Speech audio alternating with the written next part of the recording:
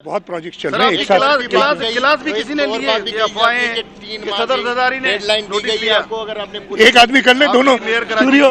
अब सुनो यार, मुझे आप लोगों पे थोड़ा सा अफसोस होता है। मैं अच्छी बात है। अब मेरा जवाब सुने, अभी चुप करके। अफसोस होता है, एक चैनल का एक एंकर पता नहीं सुलेमानी टोपी पहन के बैठा हुआ था किसी मीटिंग में।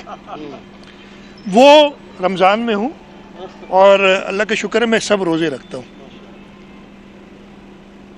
वो एक बिल्कुल गलत खबर, बिल्कुल जिसका हकीकत से दूर दूर तक वास्ता नहीं है। मीटिंग हमारी 2 मीटिंग्स हुई थी उस दिन। एक मीटिंग में सिर्फ मैं मौजूद था, कोई और वजीर मौजूद नहीं था, और दूसरी मीटिंग में कुछ वज़रा भी थे। लेकिन ये जो बात कही वो सिरे से उसका जिक्र ही नहीं था। हाँ, जरदारी साहब हमसे डेवलपमेंट प्रोजेक्ट्स पे लेते रहते हैं ब्रीफिंग। उस दिन तो वो भी नहीं ली थी, कोई ब्रीफिंग भी नहीं थी, कोई ऐसी बात भी नहीं थी डेवलपमेंट प्रोजेक्ट्स के हवाले से।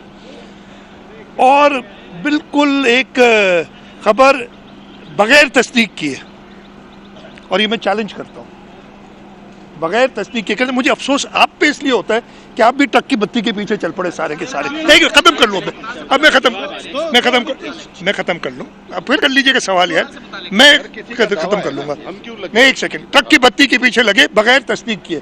मैं भी अवेलेबल हूँ, मेयर भी आपको अवेलेबल है, आप मेरे भाई मेयर आपको अवेलेबल, मैं भी अवेलेबल हूँ। फोन नहीं उठा रहे तो गलत खबर चलाओगे यार। बहुत आपने सहाफत की अच्छी बात कर दी आज। लाचारी साहब, ऐसे नहीं होता है कि अगर और ख़ास तौर पे मैं किसी वक्त भी, इसलिए मुसलमान, लेकिन रमज़ान के महीने में बगैर तस्दीक की ओ जो मेयर से आप ज़रूर मिले। एक मैं ख़त्म कर लूँ यार, देखो बीच में नहीं बोलो। ये दोबारा मैं करूँगा कि एक गलत खबर, एक फेक, ख़ास तौर पे आजकल के ज़माने में जब फेक न्यूज़ की भरमार है, मैं कम से कम जो रिस्पॉन्सिबल मेरे दोस्त हैं इधर कराची के जर्नलिस्ट, सोशल मीडिया में करूँ उनसे ये, और मेन स्ट्रीम चैनल से ये नहीं करता तवक्को कि फेक न्यूज़ को वो इस तरीके से ढंढोरा पीट के चलाएं।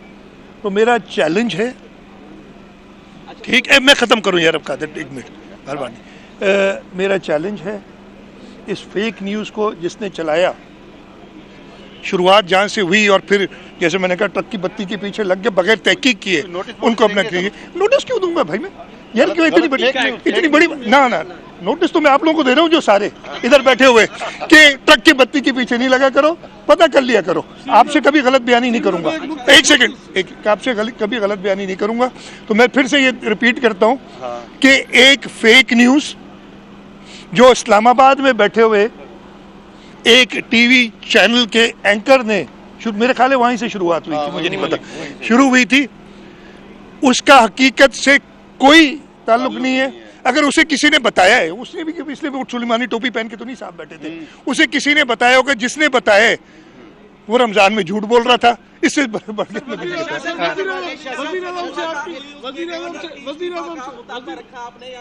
किसका? नहीं, देखिए वो नहीं, ऐसी कोई बात नहीं हुई है। मैंने जो रेजोल्यूशन इन असेंबली की थी उसका जिक्र किया था, इसलिए कि वो रेजोल्यूशन मैंने पहुंचाई है प्राइम मिनिस्टर साहब तक, इसलिए कि असेंबली के रेजोल्यूशन में ये हिदायत थी कि ये resolution president of Pakistan, prime minister of Pakistan, speaker national assembly और चेयरमैन सेनेट को, मैं प्रेसिडेंट ऑफ पाकिस्तान को वो रेजोल्यूशन पहुंचा चुका हूँ। ख़ुद मेरे मुलाकात का हुआ था, प्राइम मिनिस्टर से मीटिंग हुई तो मैंने उनको भी रेजोल्यूशन पहुंचाई, और स्पीकर और चेयरमैन सेनेट को चली जाएगी। तो ये बात हुई थी। बाकी मैं मुतालबा करने वाला कौन होता हूँ वो खुद देखने वाले हैं। क्या है, आप कोई सवाल करे थे? एक मिनट सवाल था, मुल्क में इस वक्त सिक्योरिटी थ्रेट है। गुज़श्ता रोज़ महकमे दाखिला का इजलास हुआ था कि सिंध में भी कोई सिक्योरिटी, मैंने तो आपको बताया ना, थ्रेट्स हैं, और उन थ्रेट्स के लिए हमने इकदाम उठाए गए। मैंने तो शुरू में ही बता दिया था कि ये इंटेलिजेंस थ्रेट्स काफ़ी दिनों से हैं, और उस पर हम बिल्कुल अलर्ट हैं। हम सिक्योरिटी एजेंसीज़ के साथ मिलके, पुलिस और रेंजर्स के साथ मिलके पूरी कोशिश कर रहे हैं कि कोई ऐसा वाक़या सिंध में ना हो। सीएम साहब, अगर आपको गवर्नर सिंध से तहफ़्फ़ुज़ात हैं तो क्या पीपल्स पार्टी अमली इक़दाम लेगी वज़ीर आज़म से? मैंने तो आपको बताया ना, नहीं मैंने बात बताया नहीं, कॉरेस्पॉन्डेंस वगैरह यार ये बात नहीं होती। सिंध असेंबली ने अपना मौक़िफ़ दिया है और वो मौक़िफ़ उसके जो उसमें जिक्र नहीं है, लेकिन वो मौक़िफ़ उसी वजह से था कि जो एक मीटिंग हुई थी गवर्नर हाउस में, उस पर इतराज़ात या उस पर तहफ़्फ़ुज़ात हैं, वो तहफ़्फ़ुज़ात से आगाह कर दिया गया।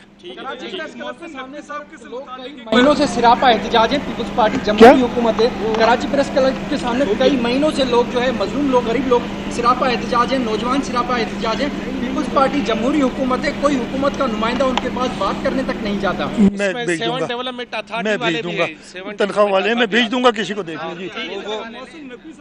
नहीं सर, उसका जवाब नहीं दिया। 7 डेवलपमेंट अथॉरिटी वाला मंसूबों की वो निगरानी करें, क्या ऐसी कोई बात किसी कहीं आई है? मेरे सामने नहीं आई, मेरे सामने नहीं आई। सीएम साहब, 7 डेवलपमेंट अथॉरिटी वाला जो आपका अपना हल्का है, उसके लोग कई दिनों से कराची प्रेस क्लब के साथ तनख्वाह के मैंने वो बात बता दी ना कि उनसे गवर्नर साहब ने आई लव यू बोला है, आई लव यू सिंध वालों, आई लव यू।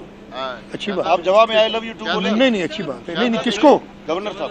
अरे ऐसे देखिए, ये फिर थोड़ा सा पॉलिटिकली इनकरेक्ट हो जाता है। मैं उसको मतलब बाद में उसमें वो है नहीं, एहतराम है मुझे गवर्नर साहब के लिए, बहुत ज़्यादा एहतराम है। वो इस सूबे के वफाक की तरफ से आइनी ओहदे पे फायज हैं, लेकिन उस आइनी ओहदे के कुछ तकाज़ात होते हैं और सबसे बड़ा तकाज़ा ये होता है, और ये मैं पहले भी गवर्नर साहिबान, इसलिए कि ये चौथे पाँचवें गवर्नर साहब हैं जो मेरे चीफ मिनिस्टरशिप में हुए हैं, उनको यही बताता रहा हूँ कि जी governors have to act on the advice of the chief minister, that is what the constitutional requirement is. तो ये सिर्फ मैं बताता हूँ, और मैं ये भी कहता हूँ, पहले गवर्नर साहब थे, मैं नहीं कहूँगा, उन्होंने जब मुझे कहा तो मैंने कहा आपने गलती कर दी, असेंबली की सीट छोड़ दी और गवर्नर बन गए। ये अगर आपने सियासत करनी थी तो आप असेंबली में रहते। तो ये सिर्फ मैं एक आपको ये बता रहा हूँ कि आइनी तकाजे होते हैं किसी चीज़ के। मुझे बहुत ज़्यादा एहतराम है गवर्नर साहब का, उनके ओहदे का, और मैं यही उम्मीद करूँगा कि वो आइन के मुताबिक अपने फ़राइज़ अंजाम दें।